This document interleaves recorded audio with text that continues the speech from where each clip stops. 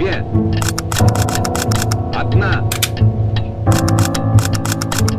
0. Сброс.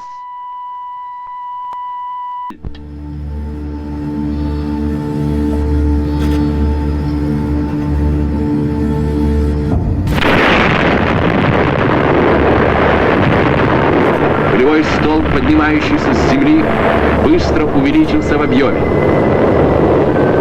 Через несколько секунд Big Ivan, Vanya, the Tsar Bomba. These are all nicknames of the largest nuclear weapon known to mankind, capable of creating a blast strong enough to cause earthquakes throughout the planet, sparking outrage throughout the world in which people demanded an end to nuclear testing. This is the story of Tsar Bomba, a criminally underrepresented part of history. The 50s are coming to a close, and the US and the USSR are head-to-head in the nuclear arms race. In 1960, Khrushchev and Eisenhower meet in Paris to discuss nuclear weapons with the hope of a test ban treaty being signed. Unfortunately, the Soviets intercepted a US spy plane, the pilot of which admitted he worked for the CIA. This event enraged Khrushchev, ending all possibilities for peace. Andrei Sakharov, a Soviet physicist, was innately gifted in nuclear development. He created the layer cake, better known as the first Soviet hydrogen bomb, only a few months after his graduation. The testing of the bomb immediately put the Soviets on the map as a nuclear threat and put Sakharov in Khrushchev's spotlight for future nuclear development. In 1961, JFK and Khrushchev agreed to meet in Vienna, Austria to discuss possibilities of peace. However, Khrushchev barged in with strong statements that the US's actions regarding Berlin could result in war. This was motivated by his belief that JFK was young and inexperienced. Unsettled, Kennedy later stated to a New York Times Magazine author, "I talked about how nuclear exchange will kill 70 million people in 10 minutes, and he just looked at me as if to say, so what? I never met a man like this." Kennedy couldn't have been prepared for what he was up against. Khrushchev thought of him as young, weak, ineffective, and probably a pushover. Khrushchev summoned his lead nuclear physicist, Andrei Sakharov, to the Kremlin, and he pitched him the Tsar Bomba. Khrushchev wants to show the might of the USSR, so he tells Sakharov to build a 100-megaton bomb. Castle Bravo, the largest American nuke, is only 15 megatons, and it required mass evacuation of the surrounding islands, as it left a nuclear fallout so powerful that Bikini Atoll's inhabitants are still being affected by the weapon. Khrushchev commanded Sakharov to assemble a team and begin working immediately. Whilst building the bomb, Sakharov faced the crippling challenge of his mental state, which could only focus on the tens of thousands of lives the weapon might end. However, construction continued. Khrushchev had placed a strict deadline on the physicists, which caused immense mental anguish for many designing the weapon. As a last-minute decision, Khrushchev permitted Sakharov to have the size of the blast, as he had been facing substantial political backlash after hinting at its development. This, coupled with the fact that it was a relatively clean weapon, drastically changed the outcome of the bomb and greatly decreased its planned destruction. On October 30th, 1961, at 11:32 a.m. Moscow time, Tsar Bomba was dropped 4,000 meters over Novaya Zemlya. As soon as it detonated, it created a fireball so powerful that its light traveled over 630 meters away, causing instant blindness to anyone who witnessed it. The flash lasted for an entire minute. It would then superheat its entire radius to 181 million degrees Fahrenheit. For comparison, the core of the sun is only 27 million degrees Fahrenheit. After this, Tsar Bomba's fireball will begin to rapidly expand at several million miles per hour, eventually sustaining a radius of about 4 meters. The ground within a 22-mile radius is leveled, and any rocks, trees, or structures are instantly vaporized, turning the once icy land into a scorching wasteland. 35 seconds later, the mushroom cloud would balloon over the hell it created at about 40 miles high.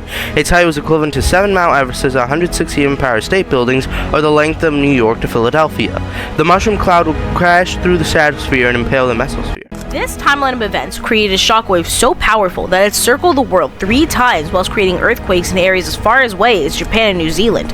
The explosion was recorded by the Seismological Observatory in Uppsala, Sweden. The French detection services recorded blast waves from the Novaya Zemlya region in the Arctic. The explosion was also reported to have been recorded by the Royal Netherlands Meteorological Service. In Tokyo, Japan, the shockwaves started arriving at about 13 hours 16-minute Greenwich Mean Time. Back on the island, homes of the abandoned city of Severny, which which is 35 miles away, are decimated. 714 miles away in Soviet territory, homes collapse and radio broadcasts are destroyed. 839 miles away, windows in Sweden and Finland are shattered. Subsequently, if Tsar Bomba were dropped on New York City, it would level it. Buildings in areas such as Bayonne, East Orange, and Elizabeth would collapse. Hoboken would be destroyed, and people in Trenton would experience first-degree burns. Very soon after the Tsar Bomba was launched, the White House announced the detonation and labeled it as an act of terrorism by the Soviets, as it put thousands of people at risk for a political stunt. The Soviet explosion was a political rather than a military act. Any such weapon would be primarily a mass killer of people in war, and the testing of this device would primarily be an incitement to fright and panic in the Cold War. Despite the U.S. outwardly criticizing the Tsar Bomba, Edward Teller, the creator of the first hydrogen bomb, began to work with the U.S. government to design Sundial. This theorized weapon was planned to contain 10 gigatons of TNT, which would have been large enough to destroy more than half of the U.S. and was considered a world ender. Thankfully, the construction of this bomb never began. Immediately after the detonation of Tsar Bomba, many news stations and communities would protest nuclear arms and advocate for their disposal. One of the most influential of these movements was executed by the Women's Strike for Peace organization. A month after the detonation, they rallied about 50,000 women from 60 cities in the U.S., which joined together to protest against nuclear arms. Although the march was organized before the Tsar Bomba was detonated, its destruction caused even more people from around the world to join the protest. In response, the Kennedy administration released a speech stating they would create a peaceful America to end unnecessary war. On August 5, 1963, the United States, the Soviet Union, and the United Kingdom sent representatives to Moscow, where they signed the Partial Test Ban Treaty, PTBT. This agreement aimed to reduce nuclear weapon testing and its environmental impact. It prevented signatories from testing weapons in the atmosphere, outer space, the ocean, and on land. Underground testing was still permitted, but heavily restricted. The treaty stated, such explosion causes radioactive debris to be present outside the territorial limits of the state under whose jurisdiction and control such explosion is conducted. Today, 187 countries have signed the PTBT, but only 178 have ratified it. After the Partial Test Ban Treaty was signed, several other treaties were created to limit nuclear weapon testing and reinforce it. In 1967, the Outer Space Treaty was established. It prevented countries from using weapons of mass destruction in space, while also holding states responsible for any harmful contamination of space and celestial bodies they cause. Later, the Threshold Test Ban Treaty was signed by the United States and the Soviet Union in 1974, which established a nuclear threshold, preventing tests with yields over 150 kilotons, equivalent to about 150,000 tons of TNT. As a companion to the TTBT, the Peaceful Nuclear Explosion Treaty was signed. This settlement aimed to regulate nuclear explosions for peaceful purposes. Both TTBT and PNET were enacted in 1990 by the United States and Soviet Union. Today, about 190 countries have signed all three listed treaties. Today, the natives of Novaya Zemlya are still feeling the repercussions of their island being used as a nuclear testing site for years. The natives have reported chromosomal diseases in their children. These disorders began to appear while the island was being used as a nuclear testing site, but these diseases are now thought to be hereditary as they are still a common issue. Citizens on the coast near Novaya Zemlya in countries such as Sweden, Finland, and Norway have reported a higher risk of cancer in their people, with breast cancer and bladder cancer being the most common. Reindeers have also been contaminated. Their meat is a staple of many natives' diet, which has negatively affected the native population. Since Novaya Zemlya is an Arctic region, radiation from Tsar Bomba, as well as many other nuclear weapons, was trapped and frozen surrounding glaciers. Today, due to rapid global warming, these glaciers are beginning to melt, releasing the radiation back into the Barents Sea. This was discovered during a month-long expedition to Novaya Zemlya, in which scientists found large amounts of frozen radiation beginning to seep back into our oceans.